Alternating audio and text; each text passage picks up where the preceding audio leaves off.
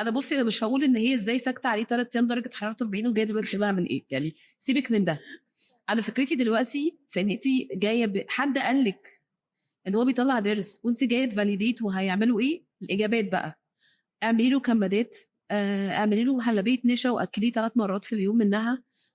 حطي له، دي كانت خطيره، حطي له تي باك شاي بعد ما تشربيه على اللسان. ايوه اللي هو الله يعني بجد انتيبيوتيك، يعني انتوا بتعملوا ايه اصلا؟ لما حد عنده اي ميديكال باك جراوند هيجي يفكر طب هو اصلا التسنين حرارته ما ينفعش تعلى عن 38 38 ونص، وماكسيمم يوم يعني ما بيكون بيطلع ضرس العقل هم يومين.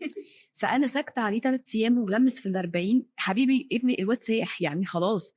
فدي بقى مشكله فظيعه. وهاتي من ده كله بقى اكزامبلز كتيره، بتلاقي ناس ما شاء الله بتكتب روشتات ادوار مثلا الاسهال المتكرره يديله كذا وكذا وكذا 3 مرات في اليوم وقد ايه ده بالمية